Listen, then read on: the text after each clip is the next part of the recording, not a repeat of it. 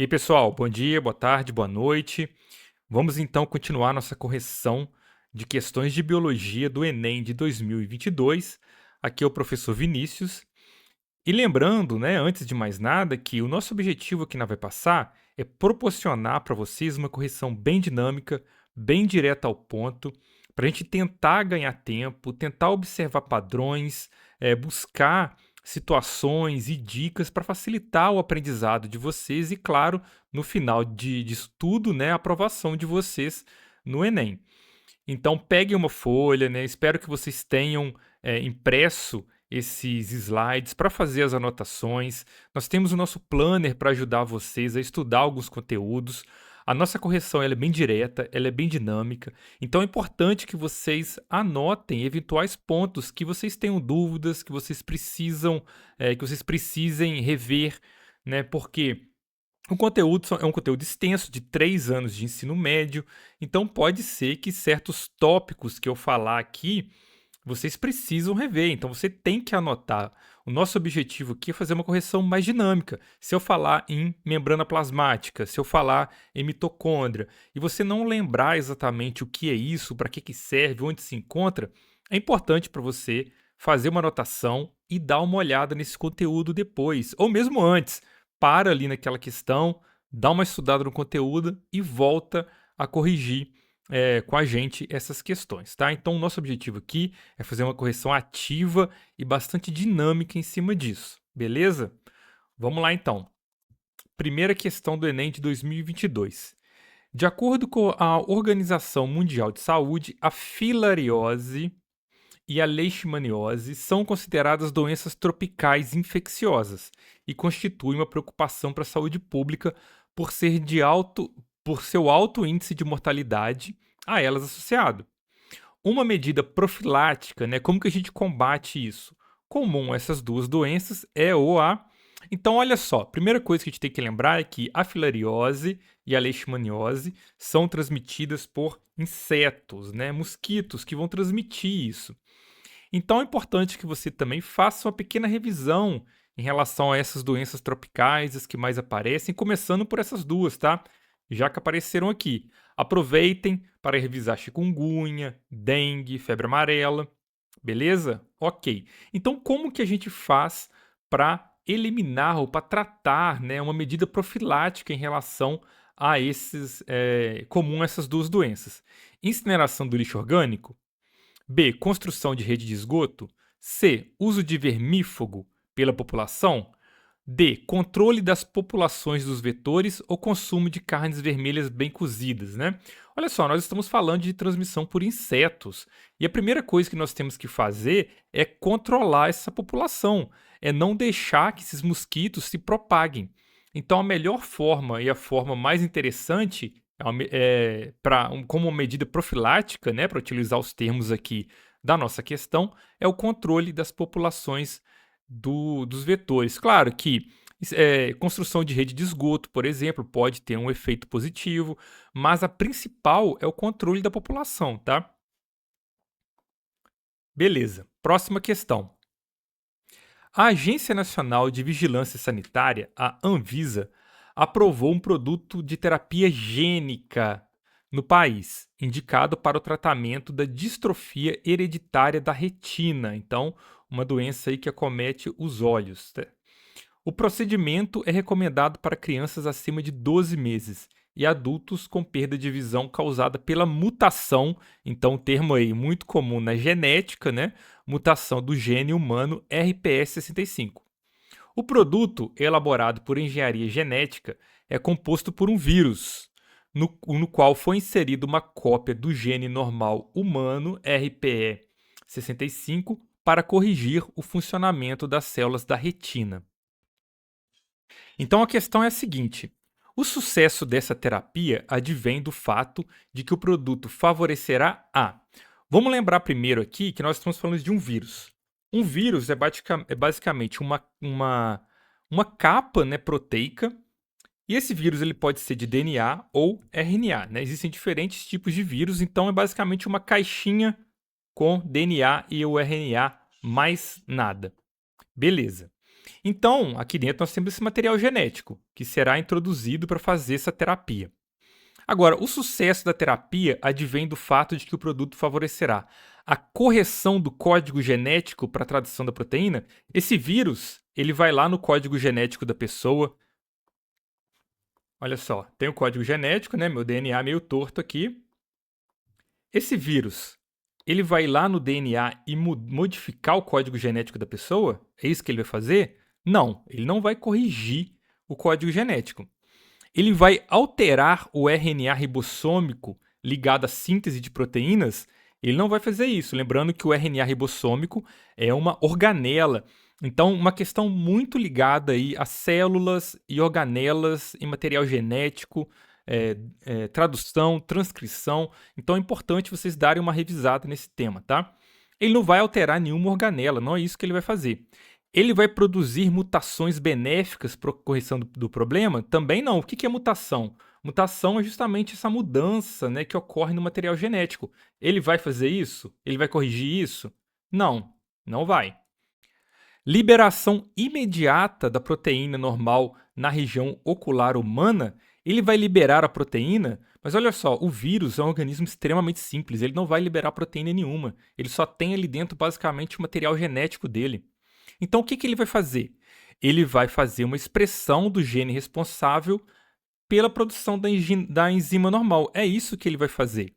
Então, o processo de produção da proteína vai estar no código do vírus, tá? Através do código do vírus, que essa proteína, né, essa enzima normal, lembrando que uma enzima é um tipo de proteína, lembrando então que essa enzima será produzida a partir do material genético que o vírus irá levar. Por quê? Porque o material genético da pessoa está com algum erro, alguma mutação.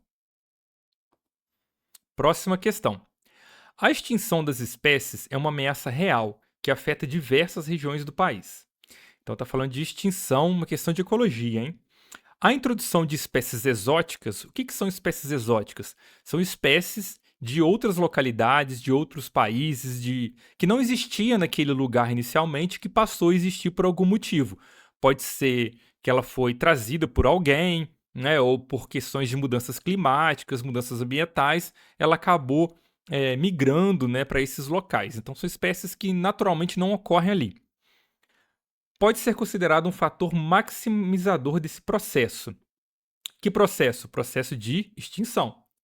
A jaqueira, então o pé de jaca, por exemplo, é uma árvore originária da Índia e de regiões do Sudeste Asiático, que foi introduzida ainda na era colonial e se aclimatou muito bem em praticamente todo o território nacional. Verdade, né? Nós vemos jaca aí em todo lugar. Casos como o dessa árvore podem provocar uma redução da biodiversidade, pois aqui é importante a gente salientar, tá? O processo de extinção ele pode acontecer por diferentes formas, inclusive com predadores. Mas aqui ele está falando especificamente de uma espécie de planta. Então, todas as opções, né, quando nós formos analisar cada uma dessas linhas, a gente tem que ter em mente que nós estamos falando de uma planta, tá? Então, essa planta, a jaqueira, ela vai ocupar áreas de vegetação nativa, né, aquelas que existem ali, e substituem parcialmente a flora original. Exatamente isso que vai acontecer, tá? Com qualquer planta exótica, geralmente acontece isso. Algumas podem substituir por competição, elas podem substituir porque produzem algum composto tóxico no solo, elas podem substituir porque elas conseguem utilizar melhor a água e acabar drenando parte da água para as outras plantas. Enfim, a gente tem vários mecanismos que isso pode acarretar, né, diversos mecanismos que podem estar associados com a introdução de espécies exóticas. Aqui ele não quer saber qual que é o mecanismo, mas ele sabe, né, ele quer saber se você entende que a jaqueira está substituindo a vegetação nativa, tá? Vamos analisar as outras alternativas. Estimulam, né, as jaqueiras, estimulam a competição por seus frutos entre animais típicos da região e eliminam as espécies perdedoras. Ele não está falando nada disso, né? No nosso texto de apoio. Pode ser que em alguns casos isso possa acontecer, Mas ali nós estamos falando simplesmente de uma espécie de jaca, né, uma espécie de uma planta que ela está tomando o espaço de outras. Não falou nada de fruto ali. Altera nicho e aumenta o número de possibilidades de relações entre os seres vivos? Não, elas não estão alterando nichos ali. Poderia acontecer? Poderia, desde que tenha um texto, né, ou que na questão seja explicitamente colocado algo do tipo. Apresentam alta taxa de reprodução e se mantêm com o número de indivíduos superior à capacidade de suporte do ambiente? Não, não está falando nada disso para a gente ali. Diminui a relação de competição entre os polinizadores e facilitam a ação de dispersores de sementes de espécies nativas. Isso aqui, então, nada a ver, né? Então é isso. Aqui ficou para a gente a alternativa mais simples de todas, né? Que ocupa áreas de vegetação nativa e substitui parcialmente a flora original. Próxima questão. Entre as diversas técnicas para o diagnóstico da Covid-19, destaca-se o teste genético. Considerando as diferentes variantes e cargas virais, um exemplo é a PCR, tá? Então a PCR é um tipo de teste genético. Reação efetuada por uma enzima do tipo polimerase.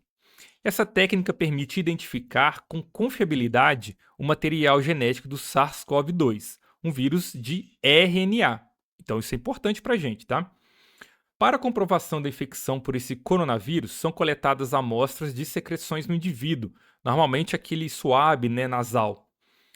Uma etapa que antecede a reação de PCR precisa ser realizada para permitir a amplificação do material genético do vírus. Então ele está falando de uma técnica, então aqui é uma questão de genética muito específica, né, sobre uma técnica muito específica na genética chamada de PCR. A coisa mais importante que vocês precisam saber em relação ao PCR é que ele precisa da molécula de DNA.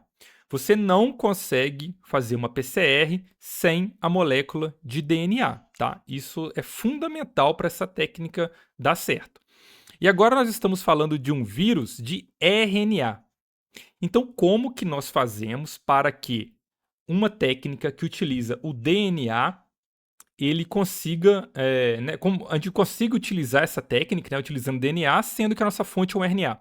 Como que a gente consegue fazer isso?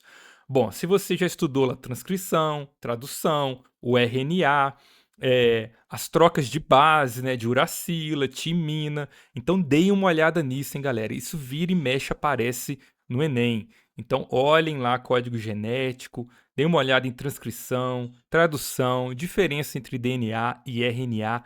Anotem isso para vocês darem uma revisada. É um assunto muito importante que sempre aparece no Enem. Ok, então olha só, a gente tem que ter em mente então que a gente precisa, a partir da molécula do RNA, produzir uma molécula de DNA. Isso é possível? É. A gente sabe como isso acontece, né? Você entendendo que você tem as trocas das bases nitrogenada entre essas moléculas, você consegue, a partir de uma, produzir a outra.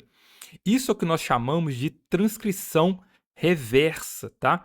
Transcrição reversa. Então, no PCR, você precisa fazer uma transcrição reversa. Pronto, você já matou a questão, sabendo o que é essa técnica. Olha só, letra E, obter moléculas de cDNA viral por meio da transcrição reversa. Vamos observar as outras alternativas. Purificar os ácidos nucleicos virais. Bom, não são exatamente ácidos nucleicos virais, né? É apenas um deles, que é o RNA. Então não pode ser, por exemplo, o DNA, que também é um tipo de ácido nucleico. Então está completamente errado, facilitando a ação da enzima. Proliferar o vírus em culturas, aumentando a carga viral. Isso não muda o fato de que nós precisamos do DNA, tá? Você aumentar a carga viral não faz aquilo virar uma molécula de DNA, que é o que a gente precisa para essa técnica. Então está incorreta. Identificar amostras de anticorpos anti-SARS-CoV-2. Olha, se tem anticorpos produzidos ali, pode ser que aquela pessoa já tenha sido infectada. E os anticorpos estão relacionados com o sistema imune. Não tem nada direto com o DNA, tá? Que é o foco da pergunta aqui. Então está incorreta. Concentrar o RNA viral para otimizar a técnica. Também está incorreta, porque a técnica precisa do DNA. Tá vendo? Você só saber a técnica, você já mata a questão. Próximo. Essa questão, ela funciona muito de uma forma, você consegue resolver ela facilmente igual a outra. Você sabendo a ideia por trás, aquele conceito-chave, você mata a questão. Olha só, na anterior nós falamos do PCR. Você sabendo que o PCR precisa do DNA, você já mata a questão. Você precisa de uma transcrição reversa. Ok, ponto. Aqui vai ser a mesma coisa, observem só. Diversas substâncias são empregadas com a intenção de incrementar o desempenho esportivo dos atletas de alto nível, o chamado doping sanguíneo. O chamado doping sanguíneo, por exemplo, pela utilização da eritropoietina. Um nome complicado, hein? Mas olha só, esse nome já diz muito pra gente, hein? Já diz muito pra gente. É proibido pelas principais federações de esporte do mundo. A eritropoietina é um hormônio produzido pelos rins e fígado e sua principal ação é regular o processo de eritropoiese. Olha só, professor, nunca ouvi falar nessa palavra eritropoiese e coisas do tipo. Você já ouviu sim. Quando a gente fala do nosso tecido sanguíneo, né, o nosso tecido hematopoético, né, o tecido sanguíneo, nós estamos falando, inclusive, das hemácias, tá? Hemácias, que carregam o quê? Oxigênio. Então, esse é o principal, gases, né? Mas vamos colocar aqui para facilitar o oxigênio, mas ela transporta gases também, inclusive CO2. Então, a gente pensa em hemácia, você tem que pensar em transporte de gases, principalmente o oxigênio. Agora, as hemácias também, elas possuem um outro nome, vocês lembram? Elas podem aparecer também com o nome de eritrócitos. Eritrócitos. Na verdade, esse eritrócito aqui é sem H, é com E. Eritrócitos. Beleza. Então, olha só. Falou em hemácias, falou em eritrócitos, mesma coisa. Falou em eritrócitos, então, estamos falando de oxigênio. Você já vai matar essa questão. Seu uso administrado intravenosamente, né, então colocado na veia, em quantidades superiores àquelas presentes naturalmente no organismo, permite que o indivíduo aumente a sua capacidade de realização de exercícios físicos. Esse tipo de doping está diretamente relacionado ao aumento da frequência cardíaca, capacidade pulmonar, massa muscular do indivíduo, atividade anaeróbica da musculatura, taxa de transporte de oxigênio pelo sangue. Olha só, já matou. Nós estamos falando de hemácia, de eritrócitos, então nós estamos falando de oxigênio. Então você já consegue resolver essa questão. Agora vamos analisar um pouquinho as demais, hein? Atividade anaeróbica, se eu estou falando de anaeróbica, nem oxigênio tem. Então não tem como ser essa questão. Se estivesse falando de fermentação, por exemplo, vocês lembram de fermentação? Respiração aeróbica, anaeróbica. Anotem esse conteúdo para revisar a diferença, hein?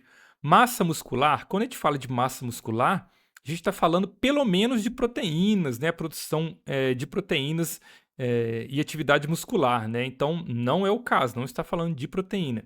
Capacidade pulmonar, também não, e muito menos da frequência cardíaca, né? Apesar de existirem hormônios que podem modificar a frequência cardíaca, nós estamos falando especificamente de um processo muito claro aqui, tá? Relacionado às hemácias. Próxima questão. Desde a proposição da teoria da seleção natural, galera, evolução e seleção natural é um conteúdo que aparece, ele não é tão frequente, mas as terminologias utilizadas nos processos de seleção natural, de formação de novas espécies, elas podem ser traiçoeiras, para dizer o mínimo. Então é importante que vocês entendam que a seleção natural ela é um processo que inicialmente ocorre por uma mutação. Essa mutação ela traz vantagens àqueles indivíduos em um contexto específico, tá? Então vocês têm que ter isso em mente, certo? Então, desde a proposição da teoria da seleção natural por Darwin, os seres vivos nunca mais foram olhados da mesma forma. No que diz respeito à reprodução de anfíbios anuros, né, então dos sapos, os cientistas já descreveram diferentes padrões reprodutivos, como os exemplificados a seguir. A seleção natural, jovens, ela é a base da biologia moderna, tá? É a base da biologia moderna. Então é interessante que vocês entendam bem esse processo. Cai questão no Enem sobre seleção natural? Cai, como a gente está vendo aqui. É tão frequente assim? Não, né? Ecologia, a parte celular, citologia, genética, acaba caindo muito mais. Só que as questões de seleção natural costumam ser traiçoeiras, tá? Justamente por uma questão de terminologia. Vamos analisar. Espécie 1. As fêmeas produzem cerca de 5.000 gametas, que são fecundados na água em lagoas temporárias, de estação chuvosa. Todo o desenvolvimento embrionário, do ovo à metamorfose, ocorre nesse ambiente, independente dos pais. Então, olha só, eles produzem muitos gametas, muitos, e deixam ali. Os pais não protegem. Então, você produz muitos justamente porque muitos vão morrer, não tem a proteção dos pais. Pode ser que na vida adulta alguns sobrevivam. Então, essa é uma estratégia. Estratégia da espécie 2. As fêmeas produzem aproximadamente 200 gametas. Então, já reduziu a quantidade de gametas, hein? Que são depositados em poças próximas a corpos d'água. Os embriões são vigiados pelos machos durante boa parte de seu desenvolvimento. Então, olha só, você produz menos gameta, então você precisa que alguns cheguem na fase adulta, né? Você quer que alguns cheguem na fase adulta. Então você começa a proteger eles. Afinal de contas, não são 5.000, são 200. Então a chance de alguém chegar na vida adulta sozinho é menor do que se for vigiado pelos pais. Próximo. Espécie 3. As fêmeas produzem por volta de 20 gametas, então reduziu o número de gametas, que são fecundados sobre a superfície das folhas de plantas, cujos galhos são dispostos acima da superfície de corpos d'água. Aí se desenvolve até a eclosão. Então, olha só, produz muito menos gametas, tá? E ele já começa a proteger. Já tem um local mais protegido para esses gametas. Nesse caso, não tem o pai, né? Ele não está falando aqui da presença dos pais para proteger, mas ele está num local mais protegido, não é simplesmente jogado no ambiente. Ok. Espécie 4. As fêmeas produzem poucos gametas que, quando fecundados, são abocanhados pelos machos. Os embriões se desenvolvem no interior do saco vocal do macho até a metamorfose, quando saem através da boca do pai. Então, nesse caso, você tem pouquíssimos gametas, provavelmente menos de 20, e eles serão guardados de perto pelo pai. Tão de perto que eles ficam dentro da boca dele, tá? Beleza. Então, são diferentes estratégias de sapos. Os padrões descritos evidenciam que... Então, nós estamos falando aqui um pouco de evolução, um pouco de ecologia, tá? Que as fêmeas influenciam o comportamento dos machos? Não, não falou nada de fêmea, nada de comportamento de macho, não é isso. O cuidado parental é necessário para o desenvolvimento? Nem sempre, né? A gente viu que nos primeiros lá, que tinham muitos gametas, como por exemplo aqui, ó, 5.000 gametas, não tem nem cuidado parental. É largado no ambiente. C. O grau de evolução determina o comportamento reprodutivo? O grau de evolução, olha só, galera, isso aqui que eu estou falando com vocês, que na evolução é muito complicado. Não existe grau de evolução. Todos os organismos que estão vivos hoje, eles são igualmente evoluídos. A gente pode colocar assim. Não existe, aos olhos da evolução, aos olhos da ecologia, da biologia, organismo mais ou menos evoluído, tá? Isso está completamente errado. Se aparecer isso na prova, está errada, tá? O que pode acontecer são organismos mais ou menos complexos, como, por exemplo, a quantidade de células, né? Então, nós estamos falando de complexidade. Mas de evolução, isso aqui está completamente errado. Então, por isso que eu comentei que as questões, né, as frases evolutivas, quando tratamos de evolução, elas podem ser escorregadias se você cair numa dessa, tá? Então, não existe grau de evolução, tá? Não existe grau de evolução. O sucesso reprodutivo pode ser garantido por estratégias diferentes. Perfeito. Nós estamos falando de diferentes processos reprodutivos ali, diferentes organismos, diferentes espécies, melhor dizendo, cada uma com uma estratégia diferente. E todas elas funcionam. Todas elas funcionam, porque todos eles reproduzem e todos eles ainda estão aí. Claro, eu não sei se um foi extinto eventualmente, mas isso não falou nada pra gente. Mas Até o presente momento, todas aquelas espécies são igualmente evoluídas, digamos assim, tá? O que eles têm são estratégias diferentes, mas no final funciona do mesmo jeito, tá? O ambiente induz modificação na produção do número de gametas femininos? Não. A gente poderia falar que induz na modificação da estratégia de reprodução, né? Mas não é isso que a questão está falando ali. O exemplo que eles estão dando não está relacionado com isso. Próxima questão. As células da epiderme da folha da Tradescantia pálida, purpúrea, uma herbácea popularmente conhecida como Trapoeraba roxa, contém um vacúolo. Então, o vacúolo aqui nós estamos falando de uma estrutura presente nas células, principalmente nas células vegetais, que ele pode armazenar água. Então, nós estamos falando aqui de organelas celulares vegetais. Então, anotem aí também, organelas celulares. Já apareceu em uma questão quando falou do ribossomo, né? Então, olha só, vacúolo, ribossomo são organelas. Então, deem uma olhada no conteúdo de organelas. Onde se encontra um pigmento que dá coloração arroxeada a esse tecido. Em um experimento, um corte na epiderme de uma folha de trapoeraba roxa foi imerso em ambiente hipotônico e logo em seguida foi colocado em uma lâmina e observado em microscópio óptico. Olha só, hipotônico, hipertônico, isotônico, nós estamos falando de transporte pela membrana. Anotem aí para vocês revisarem: hipotônico, hipertônico, transporte passivo, transporte ativo. Isso nós estamos falando de transporte pela membrana, tá? Citologia. Ok.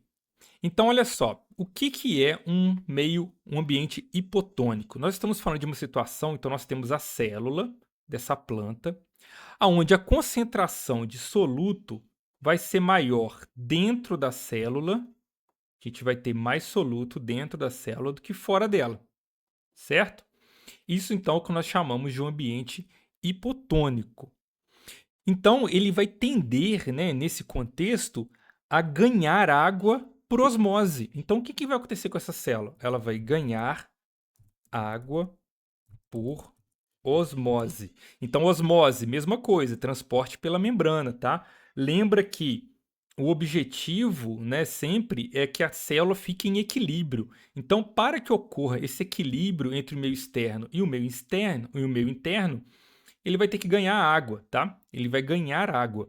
Então, sabendo disso, a gente já consegue resolver essa questão. Então, durante a observação desse corte, foi possível identificar acúmulo do solvente com fragmentação da organela. Galera, o vacúolo, ele é feito, né? E a célula vegetal, ela tem a celulose, ela tem uma estrutura ali que vai impedir a fragmentação dessa organela. Claro, a não ser se o texto dizer o contrário. Mas, eventualmente, né, isso não acontece. A planta, ela tem aquela rigidez justamente para isso não acontecer. Rompimento da membrana celular com liberação do citossol? Nada a ver, não vai romper, tá? Não vai acontecer essa fragmentação, esse rompimento. Aumento do vacúolo com diluição do pigmento em seu interior. Exatamente isso. Ele vai ganhar água, então ele vai diluir aquele pigmento e ele vai aumentar o vacúolo, porque nós vimos que o vacúolo, para que serve? Armazenamento de água.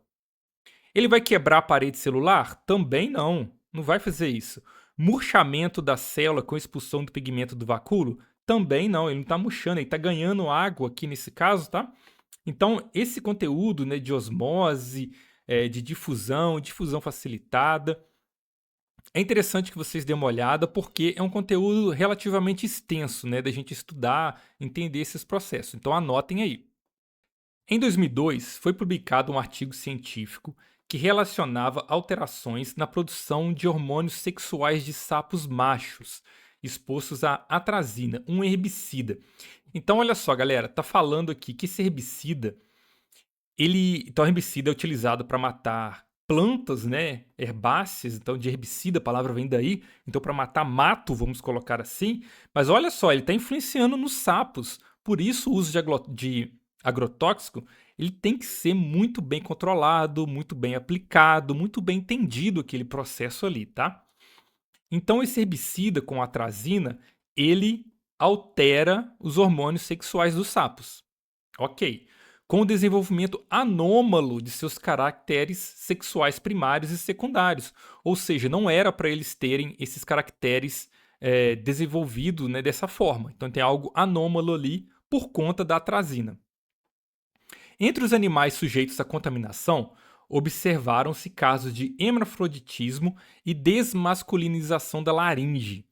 O estudo em questão comparou a concentração de hormônio específico no sangue de machos expostos ao agrotóxico com de outros machos e fêmeas que não foram, os chamados controles. Então tem um gráfico para a gente entender aqui, né? Os resultados podem ser vistos na figura. Então aqui no eixo Y nós temos a concentração do hormônio, então quanto maior aqui, mais concentrado aquele hormônio. E aqui no eixo X nós temos as categorias, né? Macho controle, macho exposto à atrazina e fêmeas controle. Então olha só, os machos que foram expostos à atrazina, eles possuem esse hormônio, né? Concentração desse hormônio muito parecido com as fêmeas, né? As fêmeas controle, que não foram expostas a esse herbicida. Diferente também, claro, dos machos controle. Então, os machos controle tinham uma concentração hormonal bem maior do que aqueles expostos ao herbicida. Aqueles que estavam expostos, ele estava muito parecido com as fêmeas. Então, olha só, ocorreu o quê? Uma desmasculinização da laringe, tá? Ok, vamos analisar aqui. Com base nas informações do texto, qual é o hormônio cujas concentrações estão representadas na figura? Então, olha só, nós vimos aqui que eles estão ficando desmasculinizados. Qual que é o hormônio masculino? O principal hormônio masculino? Nós estamos falando da testosterona. Pronto, você já vai matar essa questão. Ele está falando aqui da testosterona. O estrogênio já está relacionado ao sexo feminino, tá? Então, testosterona masculino, estrogênio feminino. O que é o feromônio? O feromônio, eles são utilizados, né, eles são voláteis, são liberados no ambiente, geralmente para atrair parceiros sexuais. Muitos insetos utilizam feromônios, tá? Plantas também podem utilizar e são compostos voláteis, podem trazer polinizadores ou parceiros sexuais, tá? Nós temos aqui a somatrotrofina, que ele é responsável pelo crescimento, né, que é o famoso GH. E nós temos o hormônio folículo estimulante, que ele vai justamente atuar na formação de gametas, tá? Mas ó, testosterona e estrogênio tem que estar na ponta da língua. Próxima questão. Antimicrobianos, tá? Antimicrobianos, então, são uma classe de substâncias, né, bastante abrangentes. São substâncias naturais ou sintéticas que têm a capacidade de matar ou inibir o crescimento de micro-organismos. Então, micro-organismos, está falando, pode ser bactéria, pode ser fungo, né, algo bem geral. A tabela apresenta uma lista de antimicrobianos hipotéticos, bem como suas ações e efeitos sobre o metabolismo microbiano. Então, ele está dando aqui os 5 antimicrobianos, lembrando que são antimicrobianos hipotéticos, né? Não existem. Nós temos a ação e o efeito. Então, a primeira ação, une-se aos ribossomos, tá? Organelas celulares, hein? Ó, ribossomos, microtúbulos, membrana plasmática, timina, uracila. Então, aqui nós estamos falando de organelas celulares, tá? E membrana plasmática, e aqui de DNA e RNA. Beleza. Então anotem isso, hein? Une-se aos ribossomos, ele vai impedir a síntese proteica, beleza. Por quê? O ribossomo está relacionado à síntese de proteínas, igual nós vimos numa questão anterior. 2. Une-se aos microtúbulos, impede a segregação das cromátides. Então, durante a duplicação do material genético, né, você tem a separação das cromátides. E quem faz isso? Os microtúbulos. Então, se ele se unir aos microtúbulos, né, esse antimicrobiano, ele vai impedir a segregação das cromátides e o crescimento celular e, eventualmente, a reprodução desses organismos. Une-se aos fosfolipídios da membrana plasmática. Membrana plasmática, então, ele vai reduzir a permeabilidade da membrana plasmática. Ok. Interfere na síntese de timina. Então, ele vai inibir a síntese de DNA e vai interferir na síntese de uracila, impede a síntese de RNA. Por quê? A uracila é exclusiva do RNA e a timina é exclusiva do DNA. Essa diferença vocês têm que saber, hein, entre o DNA e o RNA. Ok. Qual dos antimicrobianos deve ser utilizado para curar uma infecção causada por um fungo, sem afetar as bactérias da microbiota normal do organismo?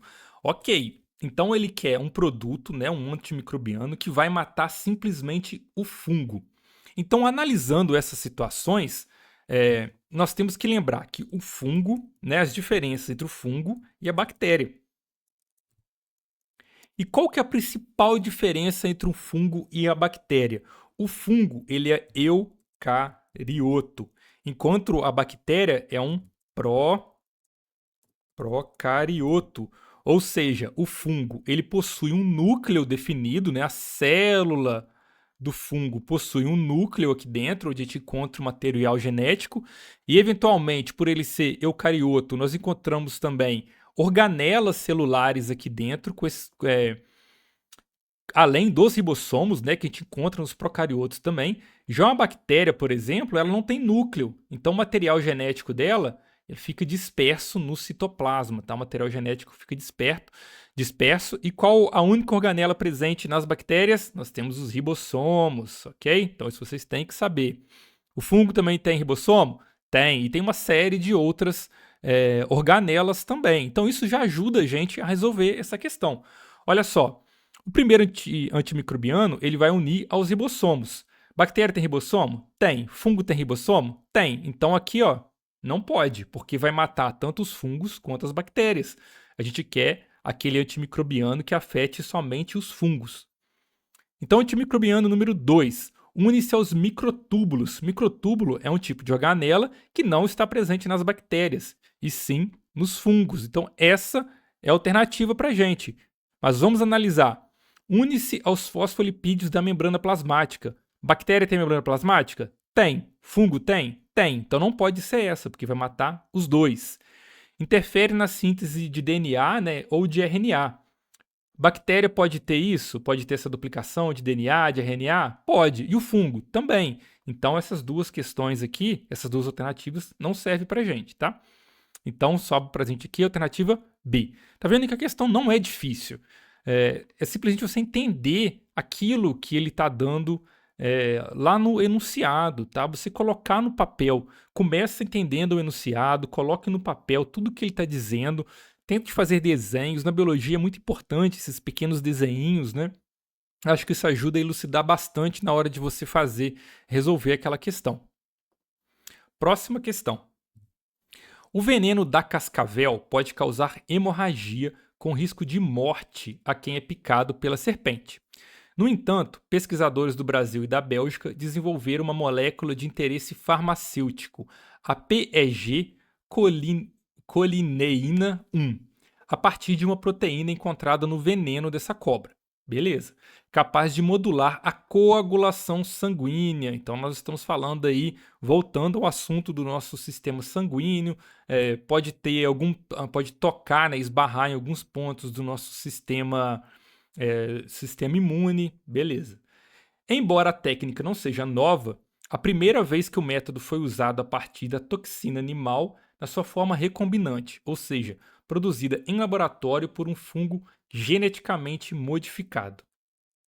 Então, esse novo medicamento apresenta potencial aplicação para. Então, vamos voltar aqui. Esse medicamento ele vai modular a coagulação sanguínea, tá? Então nós estamos falando aqui que ele vai fazer o quê? Modular a coagulação sanguínea. Ótimo, beleza. Então ele vai impedir a formação de trombos típicos em alguns casos de acidente vascular cerebral. Então, olha só, o que causa trombos, né? Os trombos, na verdade, eles são vasos que estão entupidos, né? Entupimento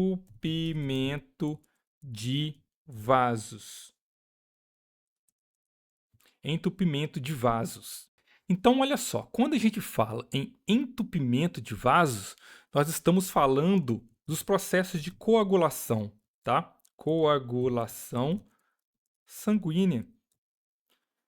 Está diretamente relacionado.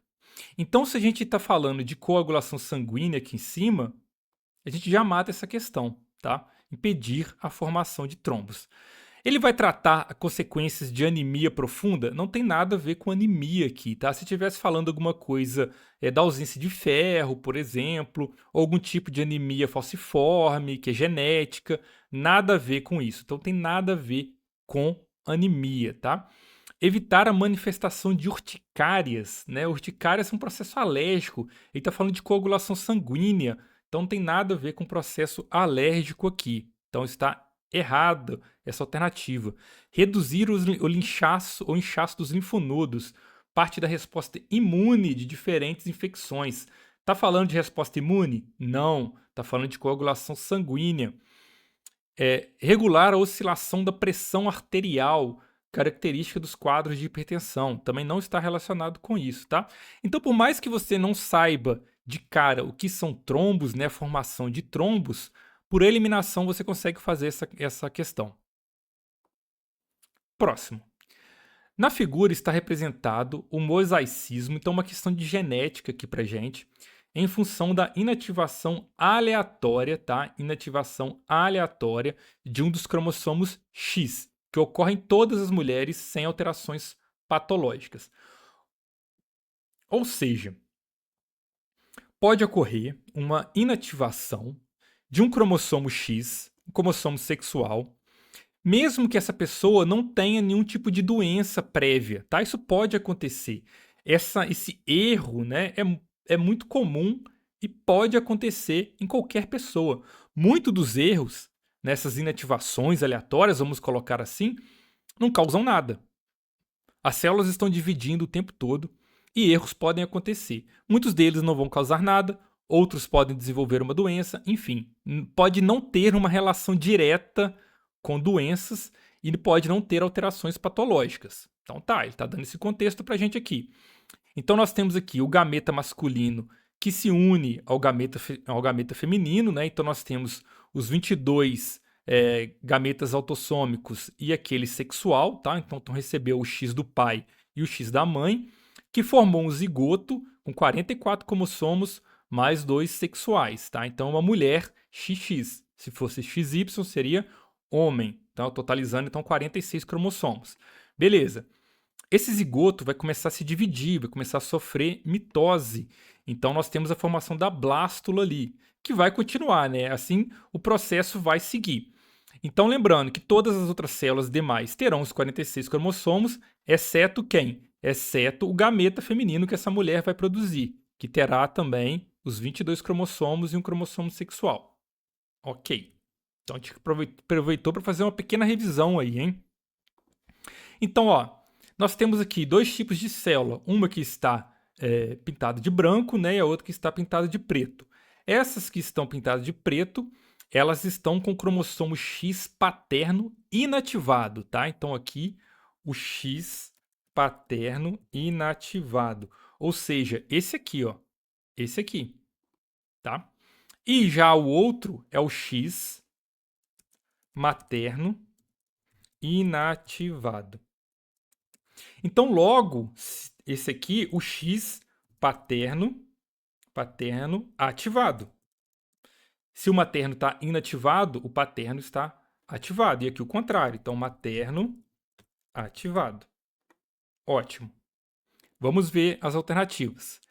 Entre mulheres heterozigotas para doenças determinadas por genes recessivos ligados ao sexo, essa inativação tem como consequência a ocorrência de.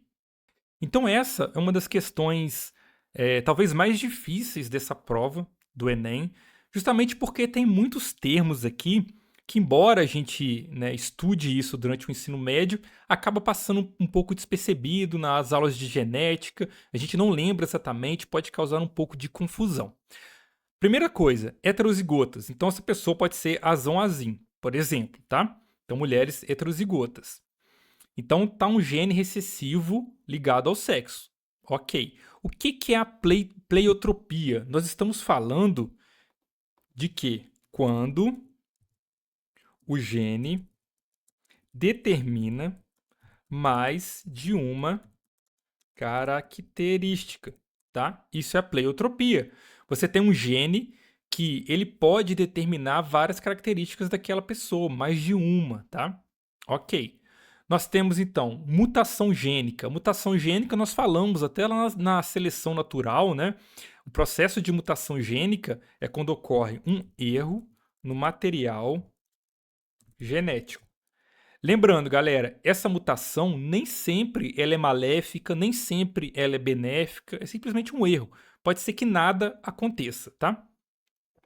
Nós temos aqui a interação gênica, que é quando dois ou mais genes determinam uma característica. Por exemplo, os genes da pele, da cor da pele. Você pode ter dois ou mais genes atuando ali para dar uma cor de pele específica. Por conta disso, nós temos todo esse degradê de coloração de pele, tá? Porque você tem mais genes atuando ali, cada um vai dar um pouco daquela característica, certo? Então, isso é chamado de interação gênica. Nós temos a penetrância incompleta. O que é isso? Isso é um gene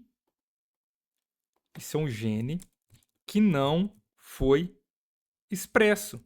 Então ele está ali, ele está presente, mas ele não foi expresso. Todos nós temos isso. Nós temos genes que não foram expressos. Genes do pai, genes da mãe, ou genes que eventualmente ocorreram alguma mutação, mas eles não foram expressos. E tudo bem.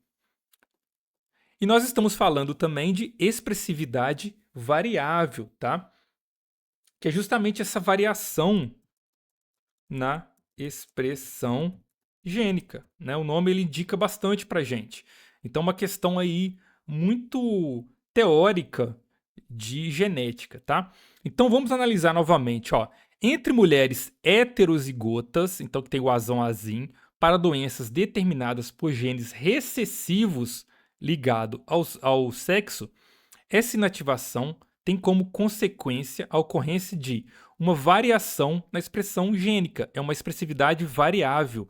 E olha só, essa questão, ela indica muito isso para a gente. Ó. Você tem aqui o paterno inativado, o materno ativado, o materno inativado, o paterno ativado. O que está acontecendo?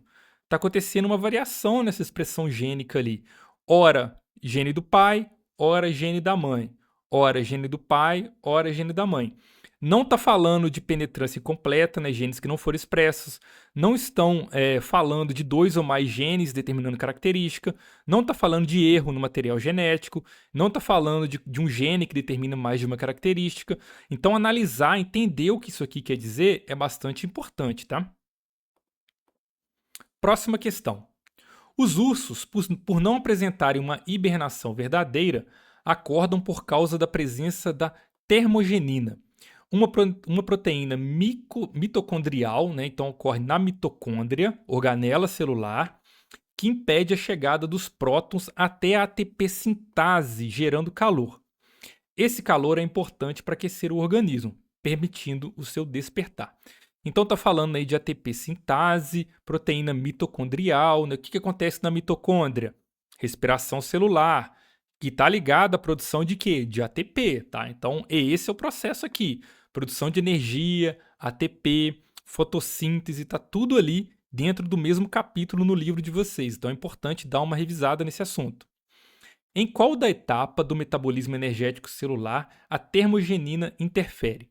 Então ele está falando aqui da produção de ATP e da mitocôndria, tá? Ok, então a primeira coisa que nós temos que entender é o seguinte: como nós estamos falando de mitocôndria, nós estamos falando de respiração aeróbica, com oxigênio. Não está falando de plantas, está falando de um urso, não está falando de fermentação, que poderia ser, mas ele está falando de mitocôndria. Então, respiração aeróbica, ponto. Então, você precisa lembrar das fases da respiração aeróbica. Você lembra? A primeira é a glicólise, né, que é a quebra da glicose. Depois nós temos o ciclo de Krebs, ou também, como aparece bastante, o ácido cítrico. E por fim, nós temos a fosforilação oxidativa. Ok, as 3 etapas da respiração celular. Ele quer saber o seguinte: em qual etapa do metabolismo energético, que metabolismo energético é esse? A respiração aeróbica, a respiração celular, é isso que ele quer. Ele está falando para a gente já. A termogenina interfere. Então ela vai interferir na ATP sintetase, aonde vai acontecer a maior produção de ATP, o que impede as chegadas dos prótons até a ATP sintetase. Então nós temos 3 etapas e cada etapa produz uma quantidade de ATP, vocês lembram? 2 aqui, 2 ATPs aqui, e aqui quanto? 34. Agora, nós estamos falando, aqui já daria para matar, né? Porque aonde produz mais ATP, o grosso do ATP é produzido aqui. Mas ele está falando outra coisa, uma proteína mitocondrial. A glicólise, ela ocorre fora da mitocôndria, então essa primeira etapa aqui já poderia estar descartada para gente. Então, ó, glicólise, não pode ser. Fermentação lática? Não, está falando de respiração, não é de fermentação. Ciclo do ácido cítrico? Oxidação do piruvato ou fosforilação oxidativa? Olha só, é justamente essa etapa. Nós estamos falando da fosforilação oxidativa, tá? O ciclo do ácido cítrico, né, o ciclo de Krebs, ocorre dentro da mitocôndria, só que ele gera também muito pouco ATP. E para que isso seja efetivo, né, e todos esses ciclos, essas etapas do ciclo, liberam o quê? Prótons que serão utilizados lá na fosforilação oxidativa. Então é isso que ele quer da gente aqui, um entendimento, né, do ciclo de respiração aeróbica, de respiração celular. Próximo. No processo de captação da luz pelo olho para a formação de imagens, estão envolvidas 2 estruturas celulares, os cones e os bastonetes. Os cones são sensíveis à energia dos fótons e os bastonetes à quantidade de fótons incidentes. Então aqui, galera, ele já vai dar uma dica para a gente. Qual que é a função de cada um dessas estruturas, né? Que sejam uma que vai ter sensibilidade ao fóton e o bastonete uma sensibilidade à quantidade de fótons incidentes. Então, quando a gente fala dessa forma, né, vamos traduzir isso aqui, né? Ele está falando então que o cone é sensível à energia dos fótons. Então, os cones eles vão ser responsáveis pelas cores. Logo, os bastonetes, ele vai ser responsável pelo preto e branco, tá? A energia dos fótons que compõem os raios luminosos está associada à sua frequência. Ok, então você tem a frequência do raio luminoso ali, mais da física, né? E a intensidade é o número de fótons incidentes. Ok, você vai ter a frequência e a intensidade daquele raio luminoso. Um animal que tem bastonetes mais sensíveis, então você está falando que tem bastonetes mais sensíveis, ele vai ter alguma mudança aí no preto e branco. Ele está falando de algum animal que tem isso. Ele vai apresentar daltonismo? Não, não vai apresentar daltonismo. Até porque, geralmente, né, o daltonismo ele é uma condição hereditária, tá? Ele vai perceber cores fora do espectro do visível. Quem é responsável pelas cores? Os cones. Então, não pode ser essa opção. Ele vai enxergar bem em ambientes mal iluminados? Exatamente, tá? Então, os bastonetes, ele facilita, né, eles fazem com que certos animais, essa sensibilidade nos bastonetes possibilita que certos animais consigam enxergar bem em ambientes mal iluminados. Então, não está relacionado à cor. Porque, eventualmente, à noite, né, nós, né, pelo menos do nosso ponto de vista como humanos, a gente não consegue distinguir bem as cores à noite. Mas a gente consegue distinguir ali o que está mais claro, o que está mais escuro, né, essas nuances na iluminação noturna. E é justamente isso que esses animais fazem, tá? Ele vai necessitar de mais luminosidade para enxergar? Não necessariamente, né? Todo mundo, na verdade, basicamente todas as pessoas, a maioria dos animais necessitam de mais luminosidade, com exceção aqueles que vivem em cavernas, por exemplo, né? Fazer uma pequena distinção de cores em ambientes iluminados? Cores nós estamos falando de cones, então não pode ser. Próxima questão. Os resultados de um ensaio clínico randomizado na Indonésia apontaram uma redução de 77% dos casos de dengue nas áreas que receberam o mosquito Aedes aegypti infectado com a bactéria Wolbachia. Então, olha só, teve então um mosquito infectado. Então, onde esse mosquito estava infectado com essa bactéria, teve uma redução nos casos. Beleza. Então, mosquito infectado, redução nos casos. Trata-se de uma mesma técnica utilizada no Brasil pelo método Wolbachia, iniciativa conduzida pela Fundação Oswaldo Cruz, a Fiocruz. Essa bactéria induz a redução da carga viral do mosquito. Então, a bactéria, no caso a Wolbachia, ela vai reduzir a carga viral no mosquito. Carga viral no mosquito. Beleza.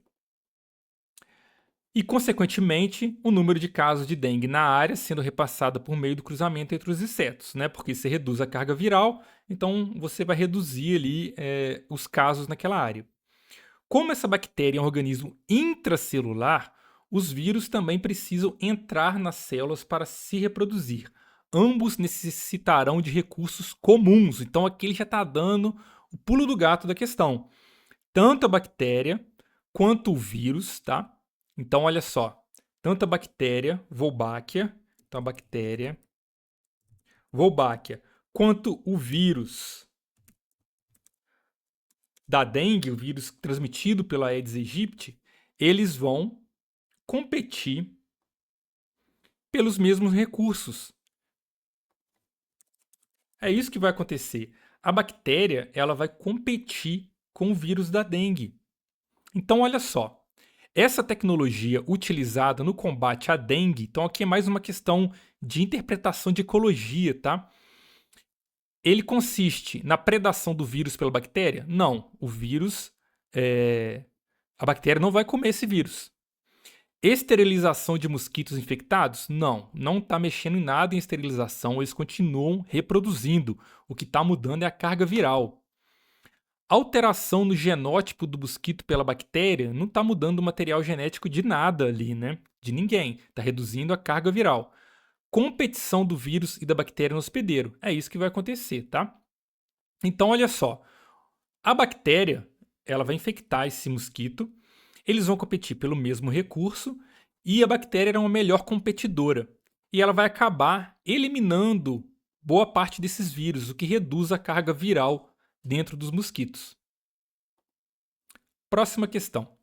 O protozoário Trypanosoma cruzi, causador da doença de Chagas. Então, mais uma questão de doenças, tá? Doenças tropicais, principalmente, aparece bastante. Nós já vimos uma questão sobre isso lá na primeira questão, da leishmaniose, por exemplo. Então, dê uma olhadinha nisso. Pode ser a nova arma da medicina contra o câncer. Então, o protozoário, que causa a doença de Chagas, pode ser utilizado também para tratar o câncer. Lembrar que o câncer é o quê? É um crescimento desordenado de células. As células elas não param de crescer, tá? Vamos colocar dessa forma. Pesquisadores brasileiros conseguiram criar uma vacina, então, contra a doença, usando uma variação do protozoário incapaz de desencadear a patologia, Então, olha só, ele é um protozoário que ele não vai transmitir a doença de Chagas, mas ele pode ser utilizado contra o câncer. Para isso, realizaram uma modificação genética criando um Trypanosoma cruzi capaz de produzir também moléculas fabricadas pelas células tumorais. Então, olha só, nós temos esse protozoário. Esse protozoário, nesse caso, que vai ter a doença de Chagas, ele não vai transmitir, tá? Ele não vai transmitir a doença de Chagas, ele foi modificado.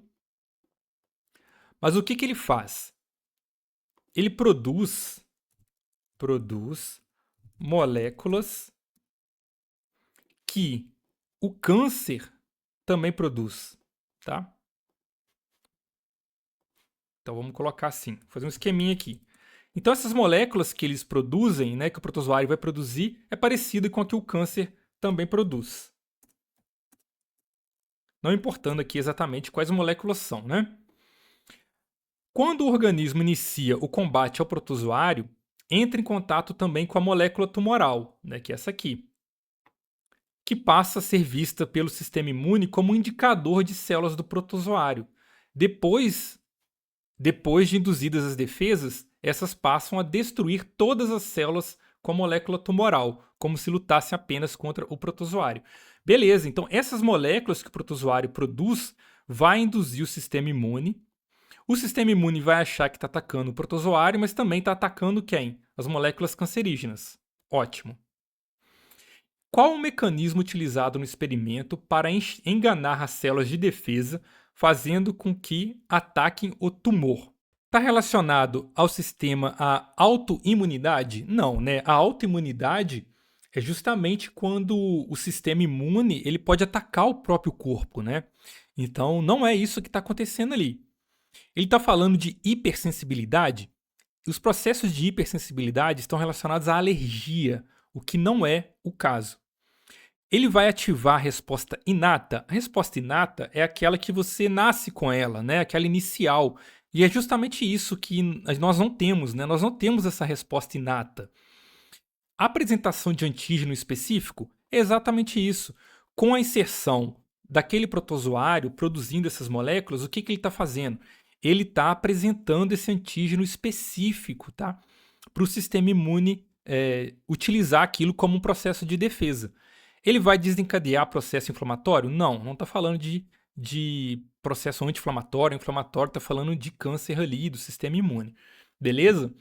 Então, galera, olha, uma prova muito interessante. Essa prova foi muito boa.